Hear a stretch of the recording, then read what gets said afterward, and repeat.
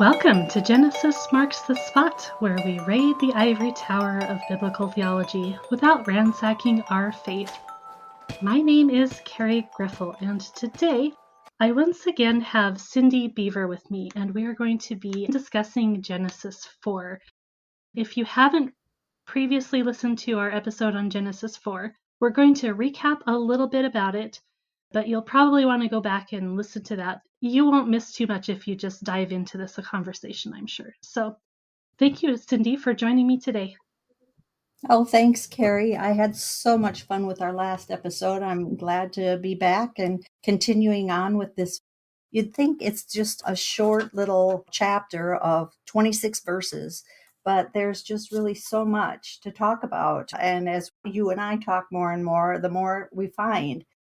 As a reminder, I'm a business systems analyst working at a national retailer. I am not a biblical scholar from any seminary or anything, but I have been doing self-study and taking occasional classes for the past 20 years. And I've just been so enthralled by the topics that I've discovered and various different things. I mean, one summer I was binge watching Mesopotamian videos and things like that. I mean, it can take you in so many different directions. It really can. And we've even discovered that genealogies are interesting. Surprise, surprise. Yes. Of all things, genealogies, but they really are. And we're going to be getting into a little bit of that in our reading today. But before we get into the different readings that we're going to be doing, Cindy is going to be reading from one version and I'll be reading from a different version. We wanted to do a couple of reminders of what we were talking about last time, in particular because even with all that we said and talked about, there was still more we wanted to say. Yes, for example, one of the things that we brought up last time was that some people view the Cain and Abel story as a commentary regarding northern and southern Israel, the different kingdoms. Remember that this Genesis would have been written or at least redacted and edited during the Babylonian exile. And so there people are looking back and thinking about this. And it's like, if you look at Abel is the herdsman of sheep, well, the portion of Israel that would have supported sheep raising is Judah, southern Israel. Cain, on the flip side, is a worker of the land. And vegetation and produce are the fertile area of Israel, is the northern part. And so when you see that Abel's sacrifice is accepted because he brings the first and best of his flocks, whereas Cain, he brings something, but it's not necessarily the first fruits and it's not necessarily even mentioned as the best fruits. That could be seen as a commentary on worship practices. And when you think about and compare Judah versus what the northern tribes are doing, you really look and see that, okay, Judah is following with the Deuteronomistic view of the Lord's temple is in one place that he chooses, which is Jerusalem. And that is where all valid worship should be conducted for the Israelites. But then when northern Israel splits off, the kings do not want their people going down to Judah for the different festivals. And so they set up not one, but two temples. And outside of these two temples, they have statues of bulls, which could also be cherubim. There's some debate about what exactly was outside of them. They're derogatory in the Bible called bulls, but it could actually be a cherubim type thing. Again, a protector of the Lord's holy spaces. But here you have, again, a negative connotation that the worship for the northern Israel tribes not approved by God. And so that explains why Cain's sacrifice is not accepted. Yeah, and being able to view it from this lens is really enlightening because once you do it for one of the elements of the text, you can kind of start seeing it cropping up in different parts of the text as well, as we will hopefully get to today, but depends on how far our reading and our discussion goes. Another piece that was brought up is when Abel's blood is spilt. And we talked about that in our last podcast episode of your brother's blood is crying out from the earth. God is telling that to Cain, and that it's like a Canaanite god. The god Mot is the god of the underworld, and he's reputed to have this gigantic mouth that is just gobbling up all of the lifeblood of Abel. But we did have some comments after the episode regarding the blood. Yeah, we had some really good comments on the post that I put up for our last episode. Part of what we can talk about in these conversations is the names, because the stories seem very short to us. They seem very compact, and that is by design.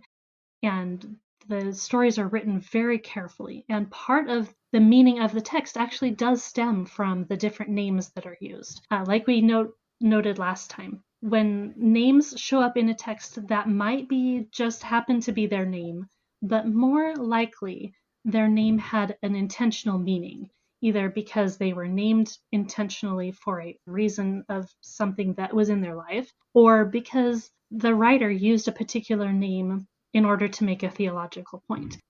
They weren't just making stuff up. This is how they thought about things and how they actually worked with the world, right? So the name Adam is actually related to the Hebrew word for red. And Adam, of course, was created out of the ground. And the word for ground is Adamah. And you'll have to excuse me if I have bad pronunciation. I do not promise to have good pronunciations. that goes for English too. So the fact that Adam and the ground are so very related, I think that's something that you can take into these stories and really look at. When the ground is actually mentioned in the story of Cain and Abel, that should be bringing up certain types of imagery and certain ideas that are going to be connected in the minds of the original readers or the original hearers. And as I have noted in previous episodes talking about other creation narratives from the ancient Near East, there are narratives where humans were made also from the ground, but instead of the god breathing into the creation, it was another god's blood that was mixed with the ground to create the person. That didn't happen with Adam. There's no blood involved in Adam's creation, or at least it's not described that way. However, his name is connected to the word for blood. And this is seen also because you can trace other names in the Bible that use the same Hebrew consonants that will bring up the same ideas. Yes, like Edom. Instead of Adam, we've got Edom. Again, it's just a different pronunciation of that same construct. Yes, the word Edom looks different to us in English because it's spelled differently, but in Hebrew it's using the same letters. And we definitely know that Edom or Esau was a red, hairy baby. So there we go again with the whole red concept. And red definitely connects to blood, it connects to sacrifices. And yeah, there's a whole bunch of things that you can tie together with that one. And the concept of blood through scripture is a really deep one. To us, it's kind of gory and we have certain associations with it. But we're not people who usually go out and slaughter our own animals. So our daily lives are not kind of coated with blood in the way that somebody in the past would have had their life if they were eating meat regularly at any rate. And usually when they were eating meat, it was connected to the temple because it was so rare. But the point is that we need to be putting our heads into the ancient person's heads and trying to see what their association with this is. One of the other things that we talked about last time that really just got me excited was thinking about the consequence of what happened to Cain, because he does not receive the death penalty. He actually receives a measure of mercy. And I've seen some other conversations recently about that, which brought to my attention that yes, he got mercy, but he also kind of seemed to dig into his consequence. Like he accepted it in a way, perhaps, or lamented it and didn't fight it perhaps as much as God might have wanted him to. That's kind of something I've been thinking about a lot. In a lot of these stories, we read them and we think, well, that's the way it happened, and the way it happened was the way God wanted it to be. And sometimes I think that's not the case. Sometimes I think God is trying to push the people in the stories to be participants in a real way. I think that talking about Cain and his consequences and how he responds to it, I think that he is repentant.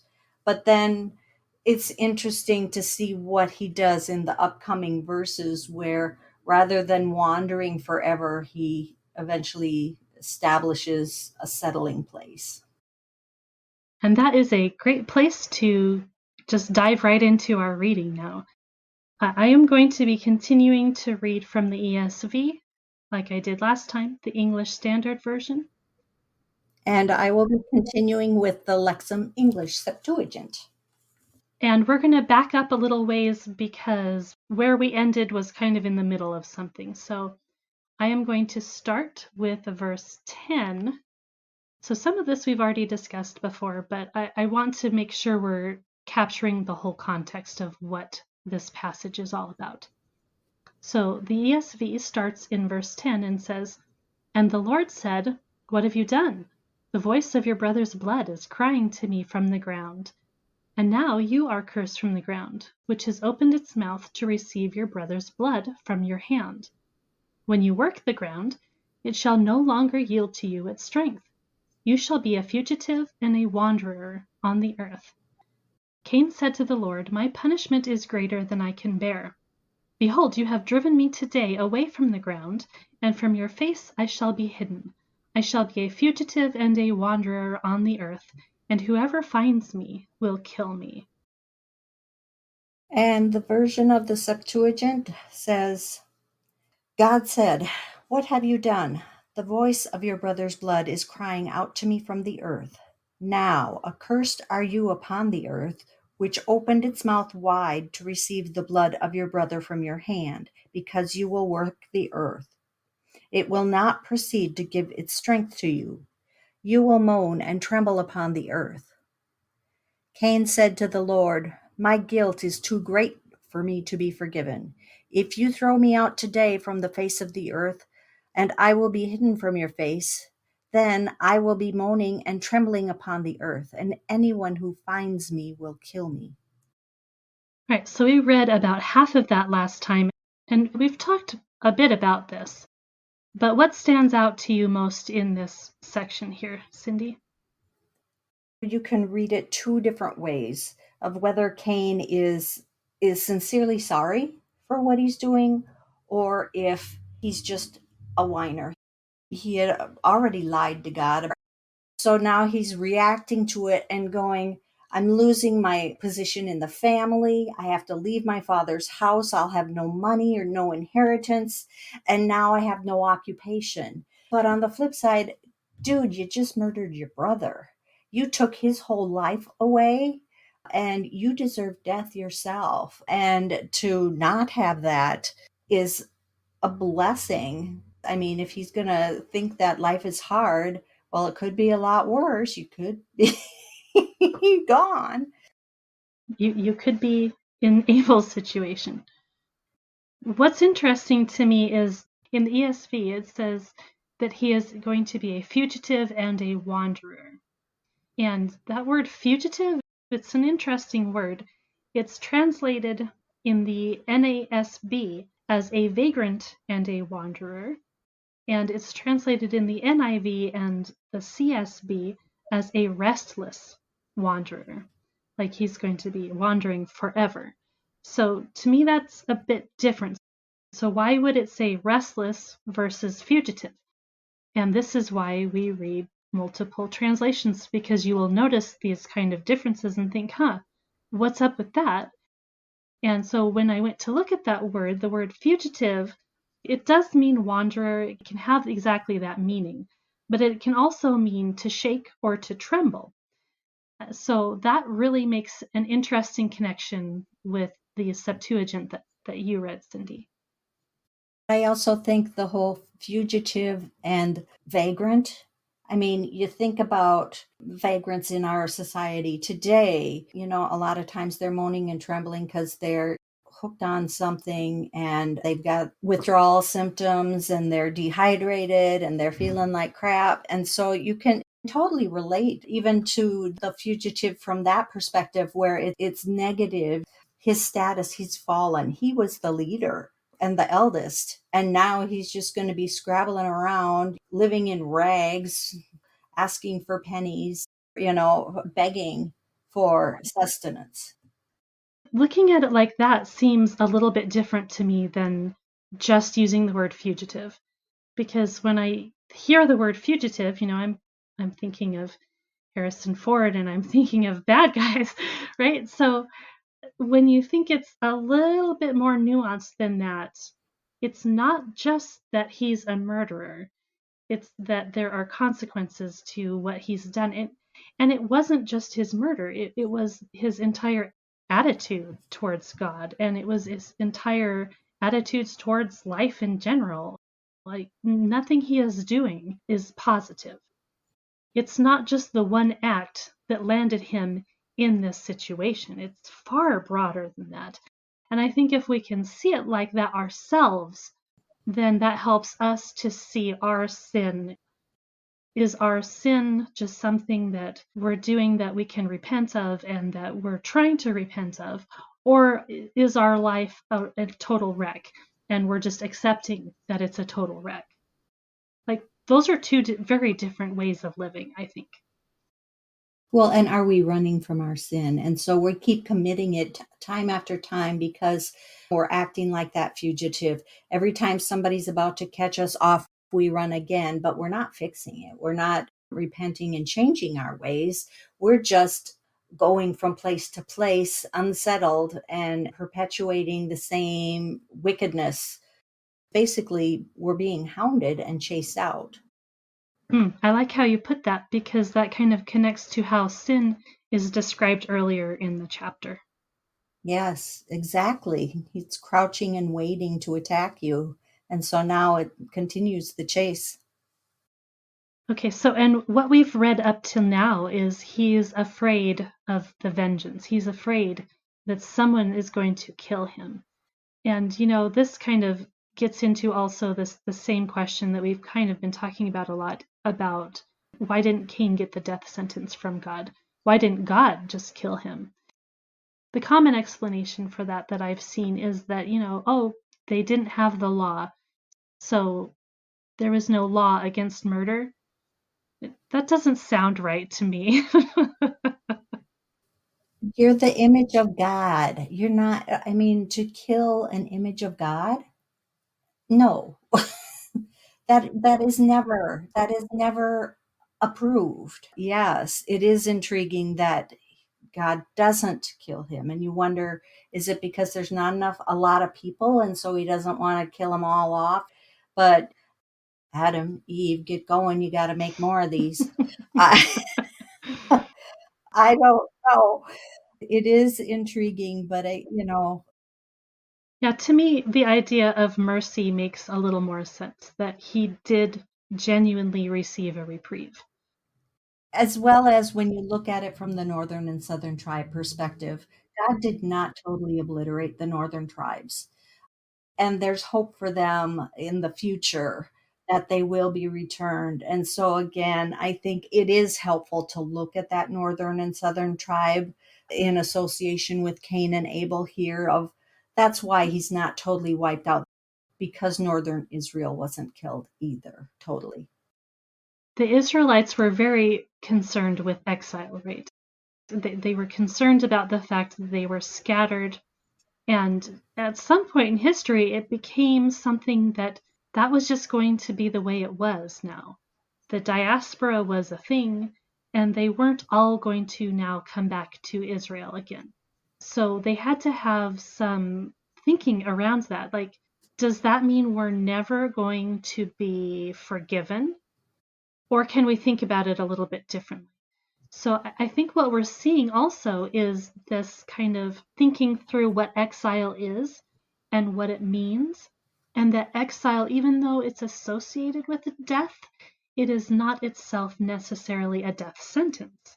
It's a consequence and it's a judgment and it's a punishment, but also God can use that for his purposes. And we see that in the New Testament, because when the people are brought back into being in relationship with God at Pentecost, they didn't go out and tell everybody, okay, we all have to go back to Israel now. No, they went to their own people and the gospel spread from there. Jesus said, to the woman at the well, there will become a time where God will be worshiped not just on one mountain, but everywhere. I think also the diaspora, I mean, God uses bad situations for good. You see it with Joseph. But I think you also see it with the exile, both with the northern and the southern tribes. Because of the diaspora, that was how the gospel spread. Because where did Paul go every single time? The first place he went was the synagogue of the local city. Those synagogues of those local cities spread out all over the place. They were there because of the diaspora, because of the exile, and where people would see that going back to Judah was financially not viable for them or whatever. And you're right about they decided to stay, or circumstances made it so that they either chose or were prevented from returning. And so you see, but still, God can use that. And he does. So I think it's an excellent point. And it does reflect God's mercy. This is where the whole God is angry, and all of those people that don't like the God of the Old Testament. And it's like, well, he certainly is merciful with Adam and Eve. What did he tell them? Don't touch that tree. Don't do anything with that tree. Oh, you did something with that tree. You've got sin crouching at your door, Cain. Don't do, oh, well, now you did something. But he's always coming back. He's always offering forgiveness and a blessing. And maybe it's not the most ideal situation. Exile is not the most ideal, but you can learn from it, you can be tested from it, and you can come back from it. It's an amazing thing to think about just how merciful God is in the Bible. And I think a lot of times when we have these ideas that God is wrathful and vengeful, it's so much harder to see the mercy that is just there, I think, screaming from the pages. People can take things out of context too. I mean, he's wrathful for a reason. It's not like he just, oh, I woke up on the wrong side of the bed this morning. I just, no. He had way, how does it, he is long of nose. Right? And that holding his anger. And there just does eventually come that tipping point. Well, let's go ahead and read our next little section here. I will read verse 15 in the ESV, which says, "Then the Lord said to him, Not so. If anyone kills Cain, vengeance shall be taken on him sevenfold. And the Lord put a mark on Cain, lest any who found him should attack him." And the Septuagint version says, the Lord God said to him, it will not be like that. Anyone who kills Cain will release 7 reprisals. The Lord God has placed a sign for Cain so that none who find him would kill him. And of course, when you get to this passage, everyone wants to know what the mark is. Yes, I've heard everything from some kind of a tattoo to change the color of his skin to being accompanied by a dog. What? Yes, to him being able to turn into a werewolf. Mm-hmm. Yeah, there are some ideas out there. Yeah, and we don't need to know what it is. All we know is that there was a sign. I think it's interesting. The Septuagint says anyone who kills Cain will release 7 reprisals. It doesn't say who those reprisals will be on, or even the nature of them. where, vengeance shall be taken on him sevenfold is what the ESV says. So it's like the perpetrator will be, struck sevenfold, whereas it almost, in the Septuagint, release seven reprisals. It's almost as if there's seven avenging angels that will be released. Who knows? Yeah, yeah, that does have that kind of imagery with it. I know we're trying not to jump ahead in the text, but now I have to know, what does verse 24 say in the Septuagint? Because sevenfold revenge has been given to Cain, but from Lamech 70 times seven. So sevenfold revenge. Hmm, that's not as dramatic. No. And in the context of what a curse was in the past, those revenges might not be directly on the perpetrator. It might be to the seventh generation or something like that. Okay, so let's move on to verse 16, which says in the ESV, Then Cain went away from the presence of the Lord and settled in the land of Nod, east of Eden.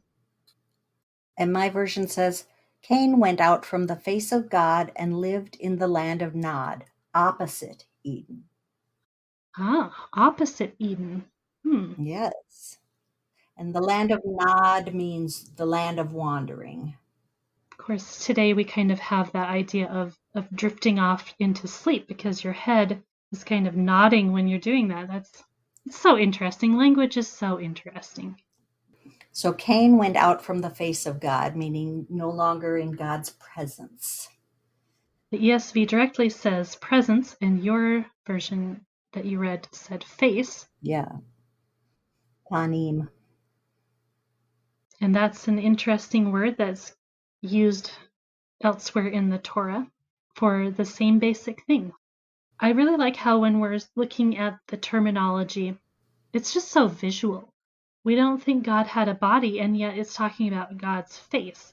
And that's not that we have to accept that, God had a literal human face, but he might have been physically present in human form with them, possibly, or not. Like, it kind of leaves it open Mm-hmm. because of the way that Hebrew is so very figurative.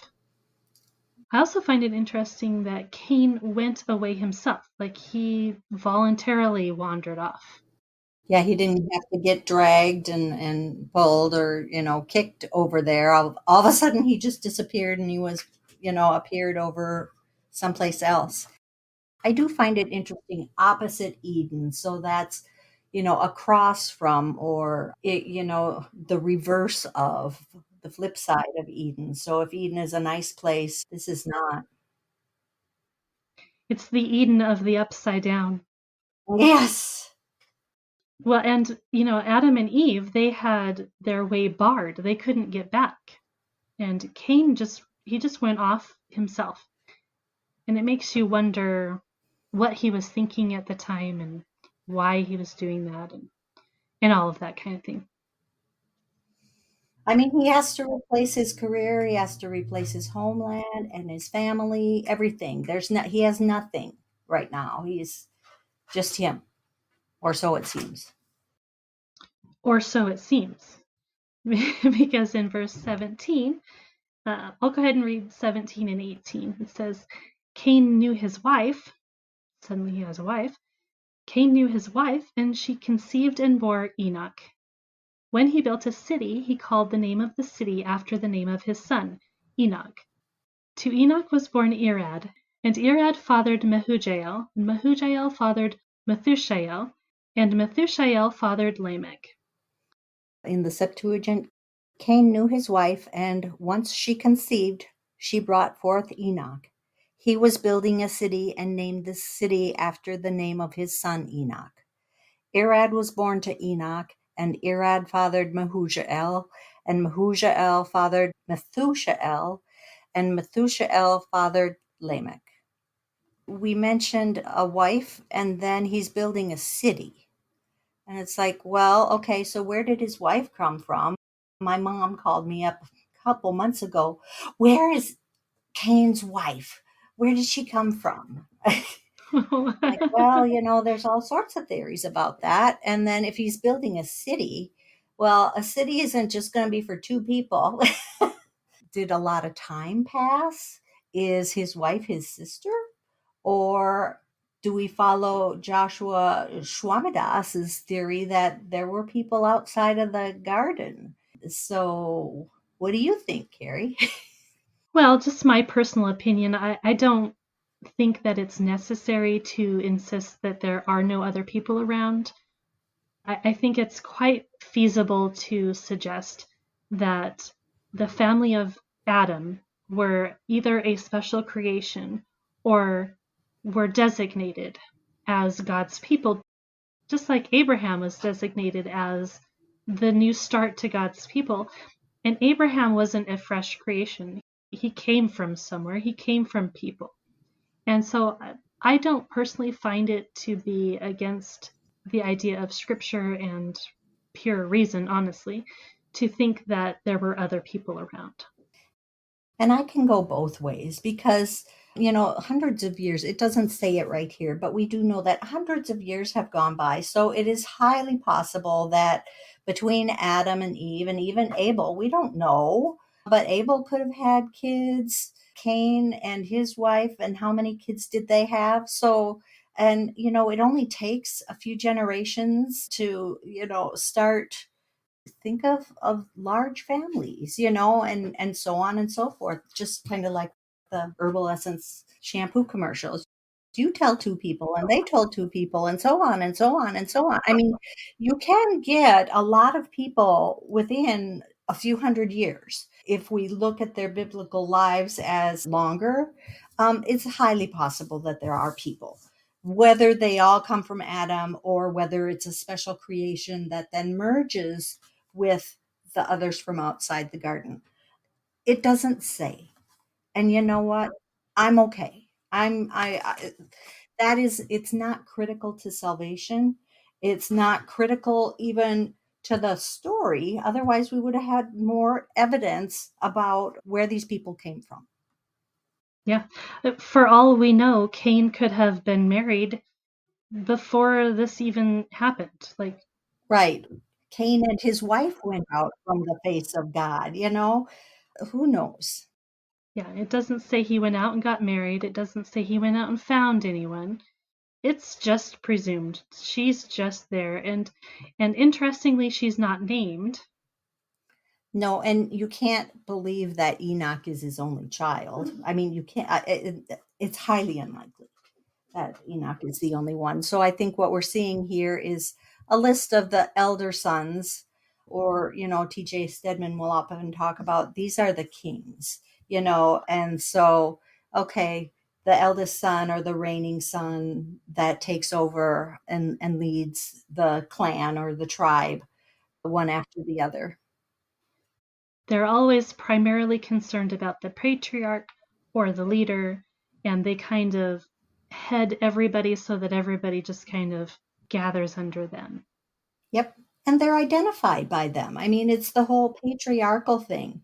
That's one of the things that I think is interesting when we talk about he's building a city. It doesn't say these pronouns I think are a little bit problematic for me, because I agree with, again, Tim Stedman Answers to Giant Questions podcast.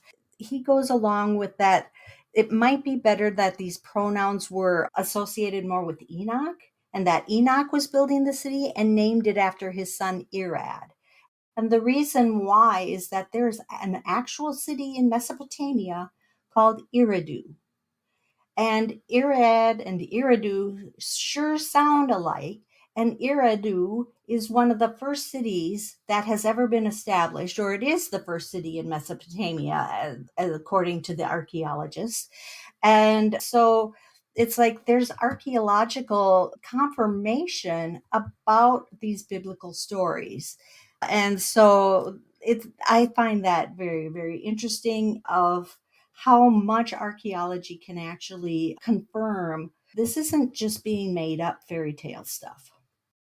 I do think that whatever view of the text that you take, I still think that you can find that it's going to align with history in some way.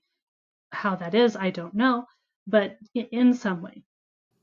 So with the city part of it where he's building it, think about this is that if this is a patriarchal society, Cain has lost his connection with his clan and his family. He's building a city to almost replace the clan. Now you're having civilization of a mix of unrelated people that are affiliated and their allegiance is to the city. So it's a new social construct that's occurring here and a step in civilization where we go from only living with your family to now it's groups of people. And not only that, but Cain is building this city because he can no longer work the ground. He needs to barter or do something in order to feed himself because the ground will not produce for him.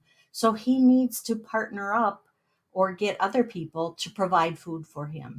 So by building this city, he is creating this new social structure. He's creating a way to feed himself, and he's also creating a society where different vendors and different job opportunities, well, it's not really a job opportunity, but different trades and things like that can start occurring. You don't all have to just be, farmers and subsistence living and raising your own flocks and whatever you do, within your own family. You now have a group of people that are working together. Some are farmers, some are shepherds, some are potters, some know how to make houses. And so I think this is really a critical step that we start to see in the advancement of civilization for all of humanity. And isn't it interesting that it's under the line of Cain that this is occurring? And if you know about how the deities and the people and the land are all connected in the ancient Near East, and depending on what area and culture you're talking about, they're connected in different ways. So here we suddenly see people connected to the land. And if they're connected to the land, we see in history how that is actually played out in the different religions of the ancient Near East. Because the deities that were around, who were not Yahweh, they were connected to the land. And so once the people had established those firm foundations in the land, then they were more likely to be established within these authorities of the other deities as well. Yes, and each one would have, a certain deity over their city, and cities always, always, always included temples and palaces for the king. That was it was for administration, it was for worship, and they did not have the separation of church and state. It was one, and it was all together. And it was the divine right of kings or whatever. There was always a strong connection between the leader and the local deity. So, all of these things you start to see. I even find it interesting that some of the children in the line of Cain, Mahujael and Methushael, they're theophorific names where they've got the L at the end of the name, and that is calling out to El as God. Now we don't know if this is El, the Canaanite god El, or if this is El as in Yahweh El, which God these people are necessarily associated with. But I do find it interesting that the theophorific names even appear within the line of Cain. So, what are your thoughts on the fact that some of these names, like Enoch, appear in both the line of Cain and the line of Seth? Oh, and even though Mahujael and Methushael are not exactly replicated, there's similar names. We've got Methuselah on the other side, or even Lamech that we'll be talking about in the upcoming verses. Lamech is Noah's father. There's a section of scholarship that think that because they're so similar, they're just two traditions that developed and they were just put together at some point. So part of that argument harkens back to the idea of the documentary hypothesis, that I've talked about before with JEDP. You have all those 4 sources. And so the idea here is that these lists of names appeared in different sources. They were just kind of stitched together, but they didn't stitch them together really great because they didn't change the names enough, or they didn't change the order, or I don't know. That doesn't seem to make a whole lot of sense to me personally. I think that it's pretty easy to see that they might have just had really similar names to begin with, but like their language would have been such that a lot of their names would have just been the same, and I don't think that's some sort of a problem. So there's that, but I also think there are things that we should be noting when we actually go in and look at that, because whether or not they came from different sources and were edited together, well, the editor knew what he was doing, okay? So no matter how this came to be, the editor was smart enough to have done things on purpose. And that's what we see in every genealogy in the Bible. There are theological points to be made. And so when you're comparing these two things, that's the kind of thinking that you should be looking at. So in the line of Cain, you have Adam, you have Cain, you have Enoch, who's the third, you have Irad, you have Mahujael, you have Methushael, and then you have Lamech, and then Lamech is said to have 3 sons. So in the line of Cain, Lamech is the 7th, and Enoch is the 3rd. And if you pay attention to numbers in Scripture, 3 and 7 are pretty typical numbers, so that those are probably really important names, which, they are, because Enoch is connected to the city, and Lamech is connected to other things that we'll see. And then once you get into the next line, where you have the line of Seth, you have Adam, you have Seth, you have Enosh, which sounds like Enoch, but it isn't Enoch. You have Kenan, you have Mahalalel, and you have Jared, and then you have Enoch, and then it continues on a little longer. You have Methuselah, Lamech, and Noah, who also, like Lamech in the previous genealogy, he has 3 sons. So there's all of these correlations, but they don't quite add up. They don't line up exactly. So Enoch is the 3rd in the line of Cain, Lamech is the 7th. In the line of Seth, Enoch is the 7th, and Lamech is the 9th.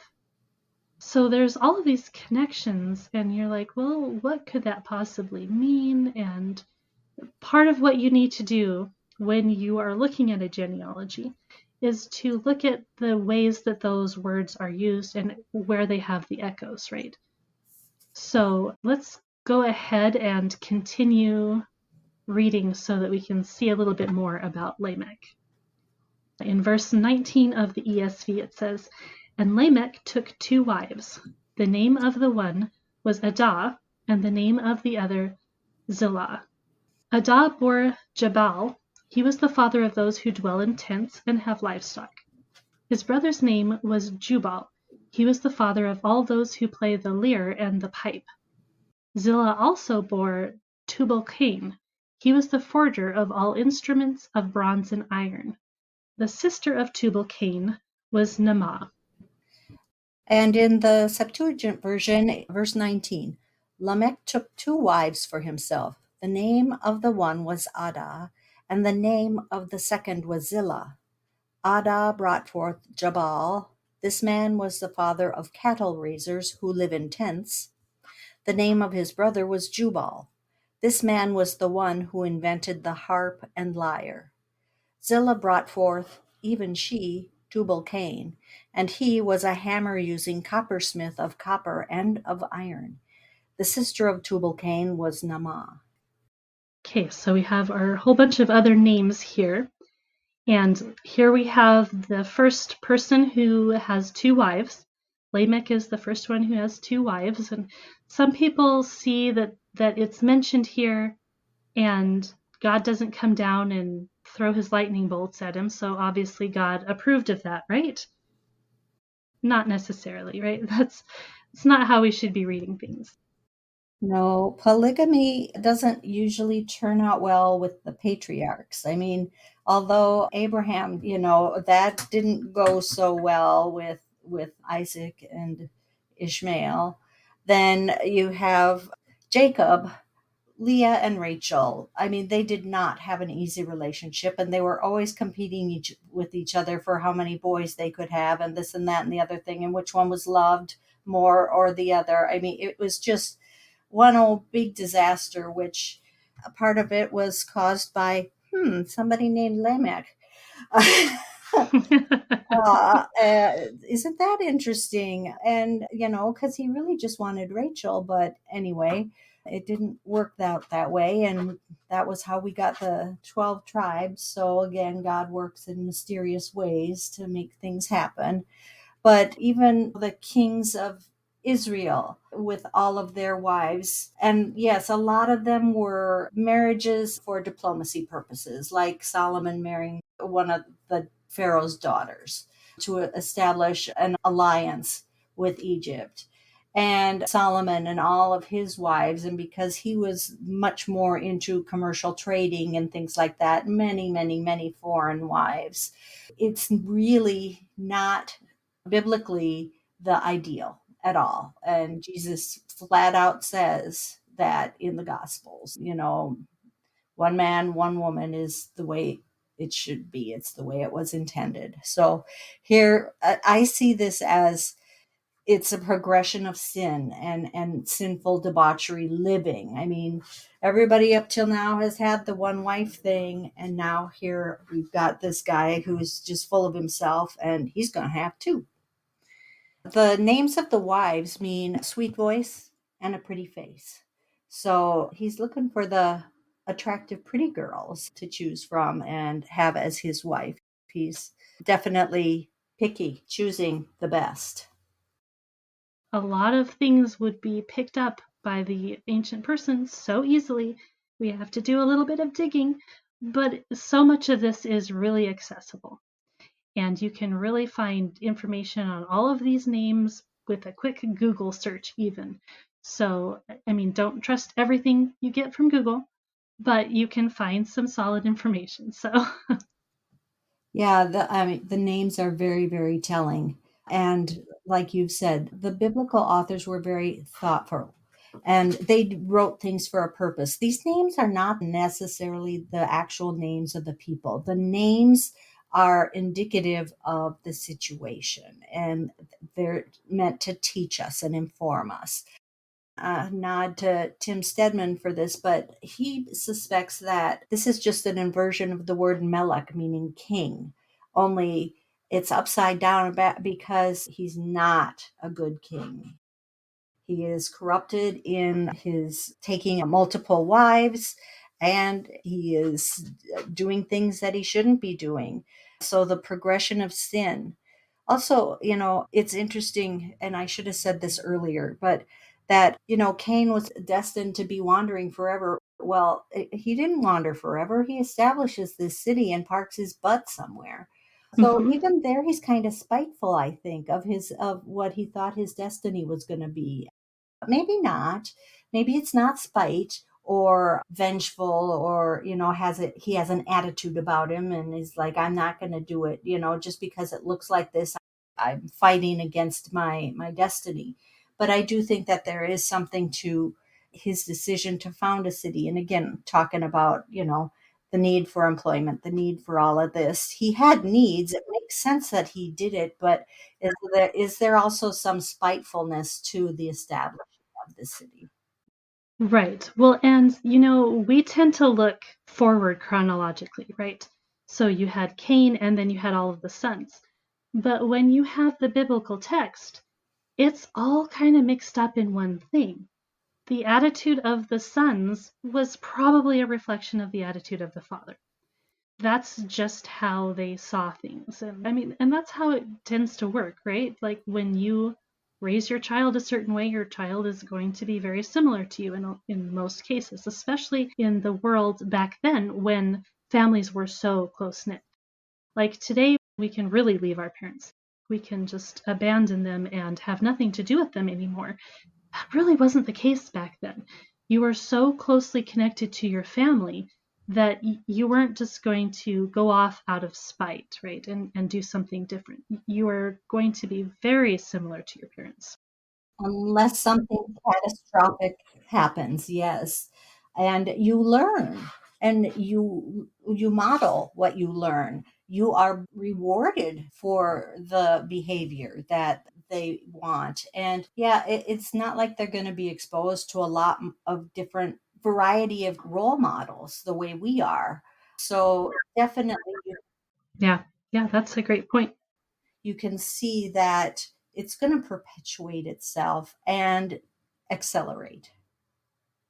Yeah, and another reason to really kind of latch on to the meaning of the names of the wives is it's so rare that women are even mentioned in the genealogies, and they're always mentioned for particular purposes. We might not always understand those purposes, but they're there for a reason.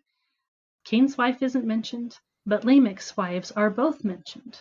And also, interestingly enough, Tubal-Cain's sister is mentioned. Yes. Her name is Nama, which means beautiful or pleasant. I just find it interesting that this is potentially a foreshadowing of the Genesis 6 event. So you've got these wives, beautiful and sweet voice, and now you've got Nama, who is also pretty.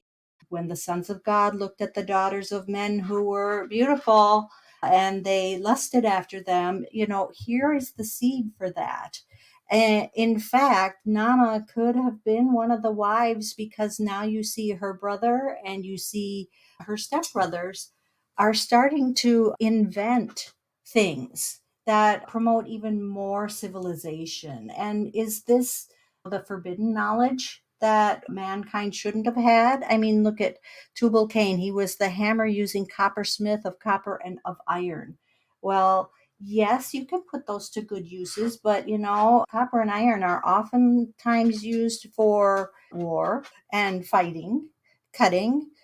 The harp and the lyre, those, music is used everywhere, but they are used in sacred rituals and things like that. And especially some of these can almost be used in hypnotic type music to get you into a state where you might have more contact with the unseen realm and the demonic presences that are out there. So, and again, that's just reading into the text, but I do find it interesting. And Enoch talks about it that, this is what happened. Those sons of God brought these skills, and he mentions these.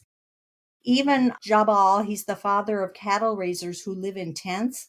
Cattle raisers, we're not looking at herds. We're not just looking at a small flock of sheep to sustain our family with wool and with some meat occasionally.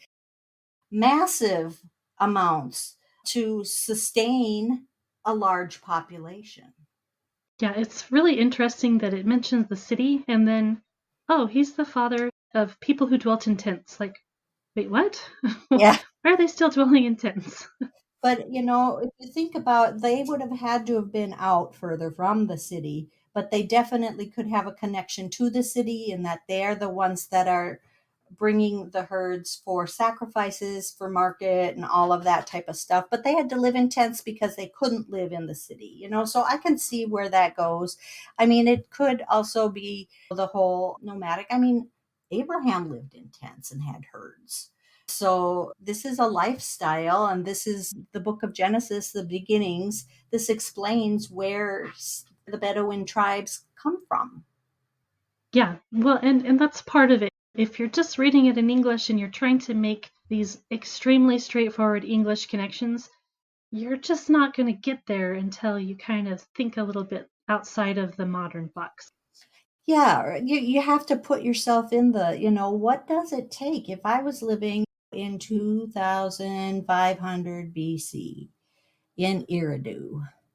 Until you stop and think about it, you don't realize. And We were talking about the connection of this chapter with northern and southern Israel in that context. And if you do a word search on this sister's name, Naamah, Well, where does she show up at? Yes, this is not the only Nama that's in the Bible. So Nama is the sister of the one who forged instruments of bronze and iron. So we're probably thinking weapons here, right? So probably thinking of somebody who's making weapons of war. And she shows up again in the book of First Kings. In First Kings 14, she is the mother of Rehoboam, who is the son of Solomon, who was the next king. And I actually want to go ahead and read a section of Lexham Bible Dictionary just so we can get a good context of what's going on in this story with Rehoboam. So Rehoboam shows up in 1 Kings 12 through 14 and 2 Chronicles 10 through 12. And this is what it says in Lexham Bible Dictionary. Rehoboam ascended to the throne after the death of his father, King Solomon, and traveled to Shechem, an area that was the center of Israelite tradition from the time of Joshua and the Judges. Rather than accepting Rehoboam automatically, the northern leaders negotiated for less strenuous labor demands and lower taxes. In response to their request, Rehoboam sought advice from two groups of counselors, experienced elders and young contemporaries with whom he had consorted all his life. The elders advised Rehoboam to act favorably toward the people and in turn receive their favor. In contrast, the young contemporaries advised Rehoboam to assert his control by increasing the workload. Rehoboam chose to follow the young advisors. As a result, he angered the northern messengers, and 1 Kings 12:15 explains that Rehoboam acted this way because God was using him to fulfill the prophecy delivered by Ahijah the prophet, which promised that the northern tribes would be removed from Davidic rule. The northern tribes declared their freedom from the Davidic line of kings, and from that point on, north and south represented two distinct kingdoms. Rehoboam made one last effort to control the north by asking Adoram, the chief of the labor gangs, to put the northern tribes back to work for him. However, when Israel killed Adoram, Rehoboam fled south, and Israel then named Jeroboam king over the north. Rehoboam collected his forces and those of the tribes of Benjamin and prepared to launch war against the north. There's our weapons right there. However, he halted when Shemaiah the prophet stated that God had caused the division. This, however, was a rare instance in which Rehoboam obeyed God.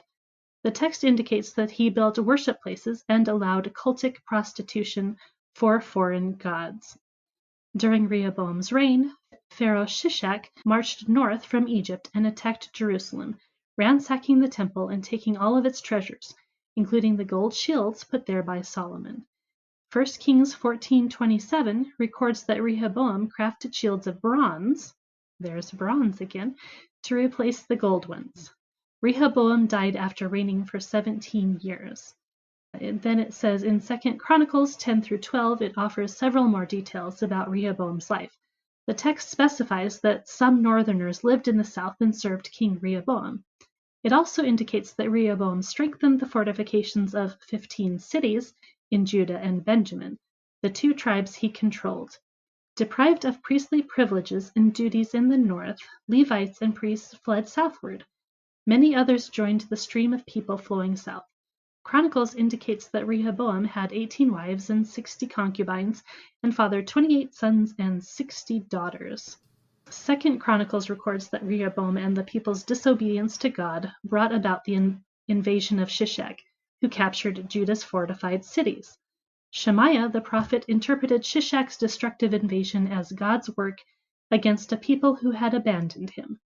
When Rehoboam and his people humbled themselves, God reduced his sentence to a little deliverance. Shishak took Jerusalem and its treasures. All right, so that was kind of a long quote, but I really think you can kind of shove all of that into Genesis 4, really. You have the wars, you have the north versus the south, you have the weapons, you have all of these different themes, and the cities, the fortified cities. All of those are really echoes from Genesis 4. Absolutely. And then to have Nama pop in there even.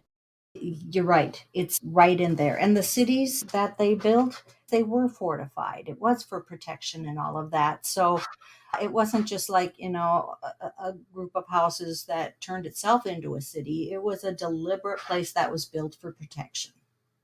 Yeah, yeah. It wasn't some organic thing that just kind of grew.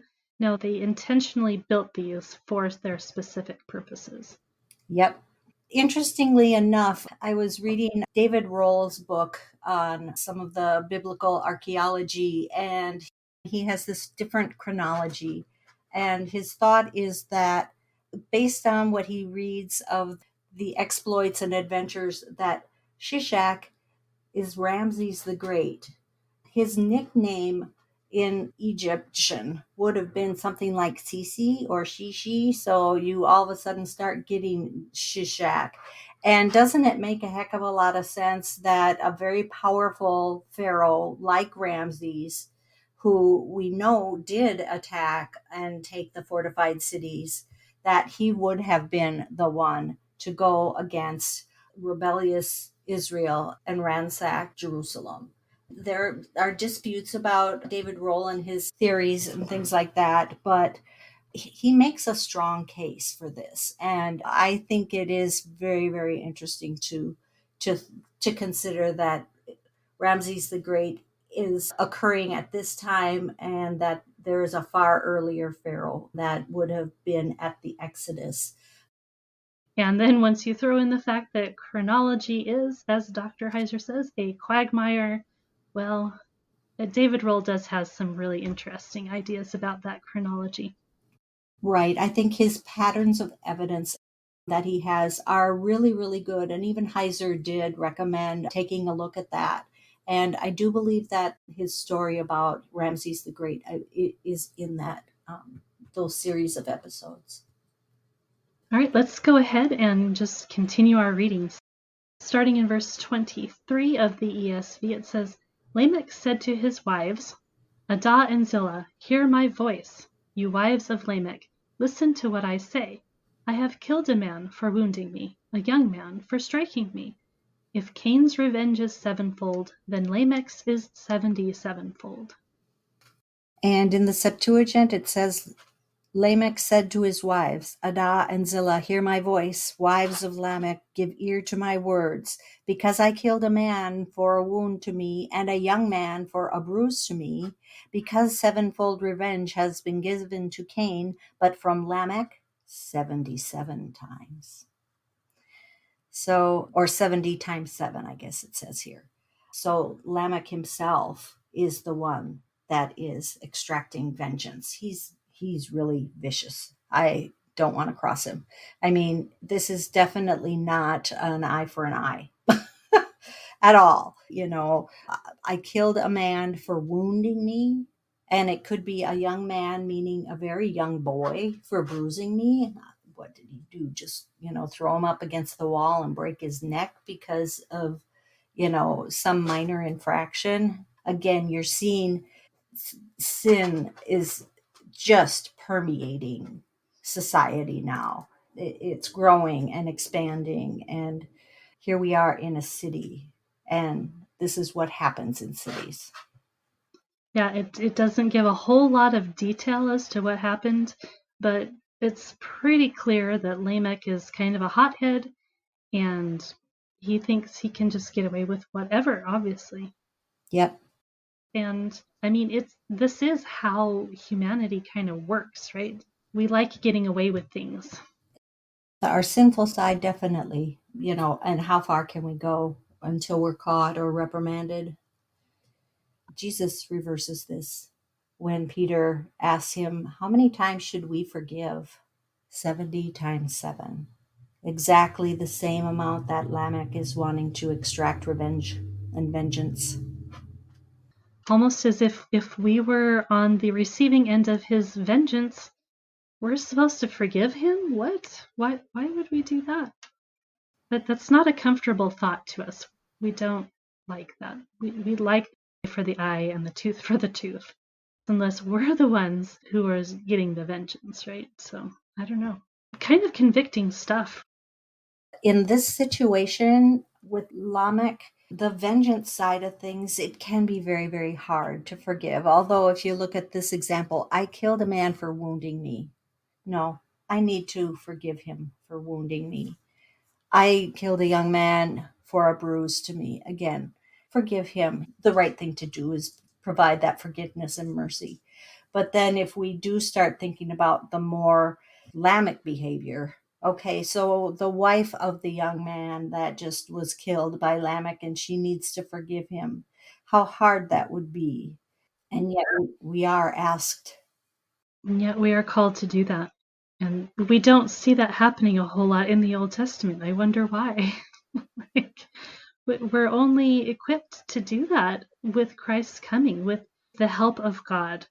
Like, we are not capable of putting away these base human emotions enough to really rise to the level of this kind of forgiveness, I think. I mean, we might want to say, yeah, I could forgive somebody.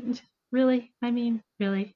Like, could you really forgive anybody anything, any kind of a situation like that?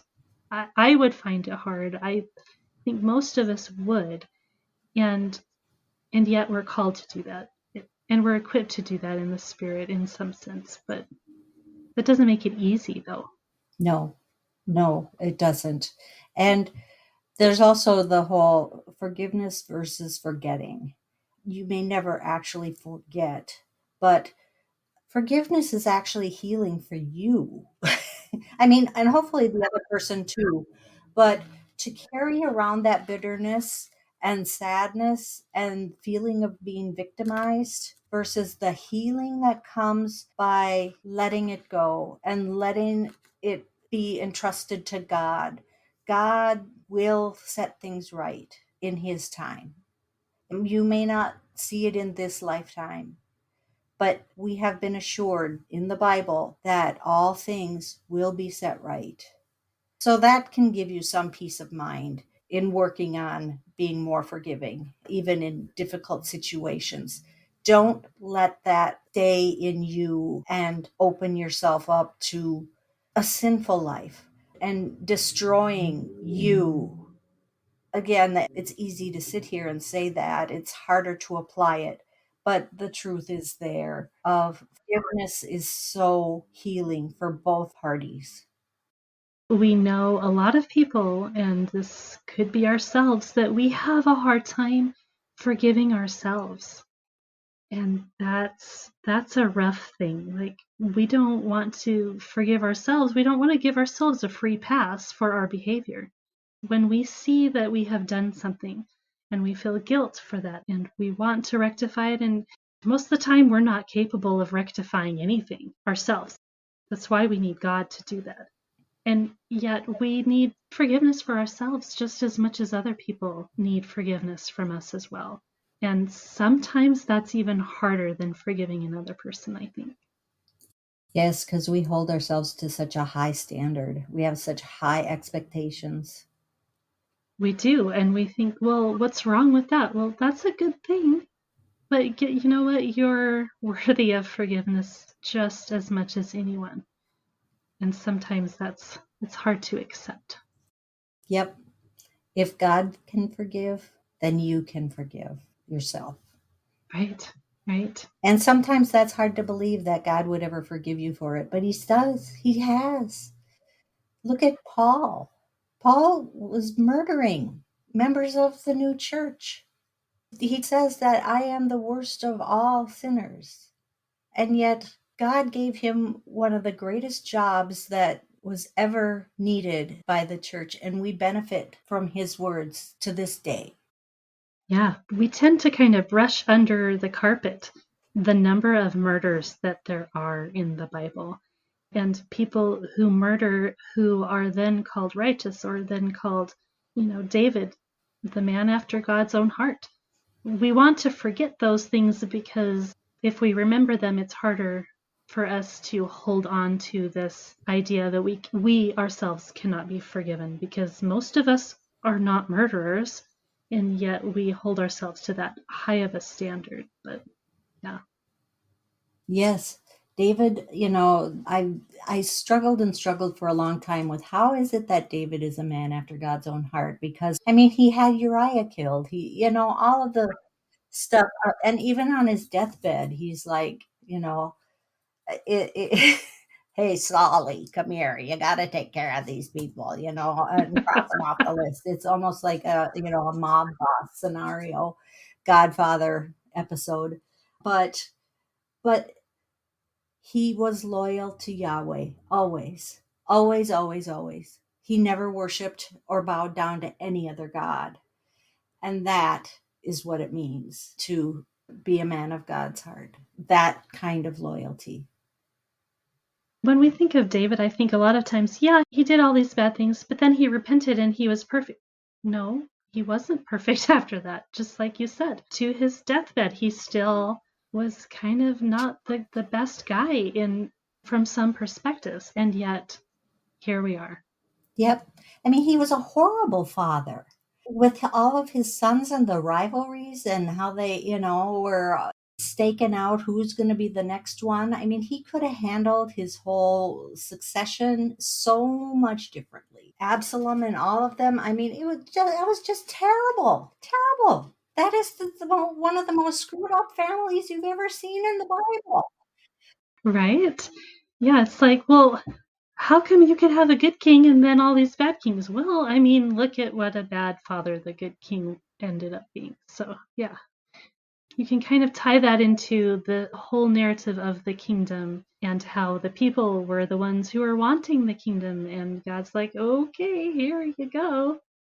Good luck. They wanted one like all the others had, and that is what they got. The whole mess and intrigue and taxation and oppression, you ask for it. So be careful what you ask for because it's not necessarily going to be what you thought you'd get. We have gone kind of long, but let's just go ahead and finish the chapter anyway. I will read the last two verses of Genesis 4 in the ESV. And Adam knew his wife again, and she bore a son, and called his name Seth. For she said, God has appointed for me another offspring instead of Abel, for Cain killed him. To Seth also a son was born, and he called his name Enosh. At that time, people began to call upon the name of the Lord. My version says, Adam knew Eve his wife, and once she conceived, she brought forth a son and called his name Seth, saying, because God raised up another offspring for me in the place of Abel, whom Cain killed. Seth had a son, and he called his name Enosh. This one hoped to invoke the name of the Lord God. I think that's an interesting, different sentence than what is in the ESV. I know a lot of people wonder, what does that mean? Is this the first time that they're calling to the Lord? I don't think that makes a whole lot of sense because they were offering sacrifices to God in the first of the chapter. Exactly. It's like, yeah, they're beginning to worship God. No, it's not that. I particularly like Tim Stedman's conclusion is that here we are with the line of Cain, and it's kind of oddly placed, but we're with the line of Cain, and we see, how bad it's gotten with Lamech and his polygamy and killing people and vengeance and all of this, that what they're doing is the people are crying out to God because of the oppression that they are experiencing. And so it's not a worshiping. And I've even read things where, oh, this is where people are starting to worship idols. No, I truly believe that the situation is getting bad. And just like the Israelites were crying out to God when they were being oppressed by Egypt, here is the first instance in the Bible where people are crying out to God, asking for help. Save us. I really agree with that. None of the other explanations I've heard make a whole lot of sense.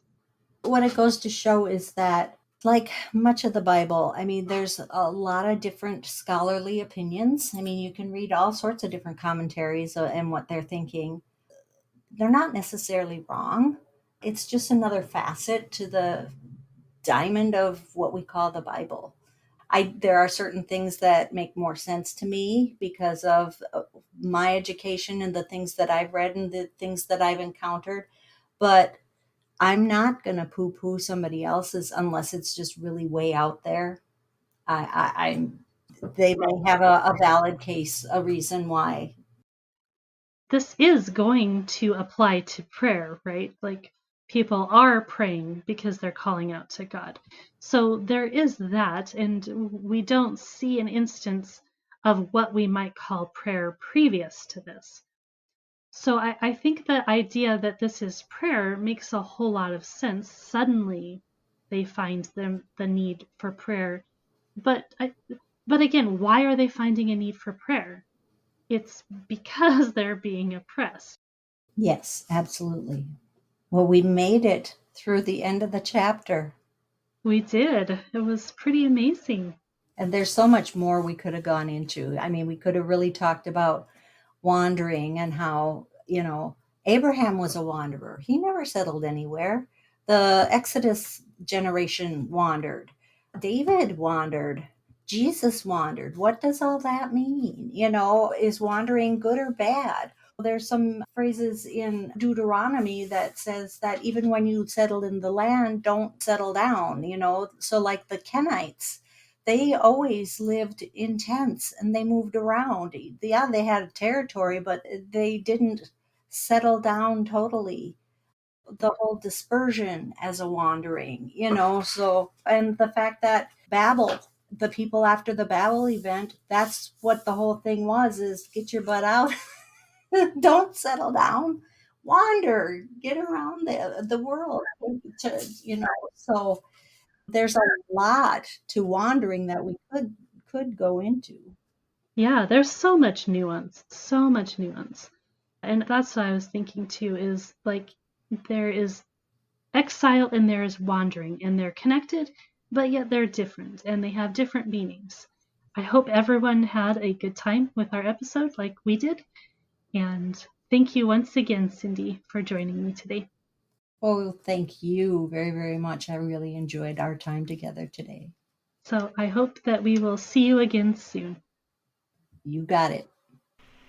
All right, well, that is it for this episode, and I hope you guys enjoyed it. We did go a little long, but sometimes that's just the way it's gonna go. Now, you guys, if you have signed up for my newsletter and you haven't received it yet, go ahead and check your spam folders, because I've noticed that it did go into one of my spam folders. So just have a look at that, because I am sending newsletters out now, and you can sign up for those at my website at genesismarksthespot.com. You can email me at genesismarksthespot@gmail.com. Thank you as always for listening. Thank you to my patrons who are donating to me through Patreon and through PayPal. I appreciate you guys so very much.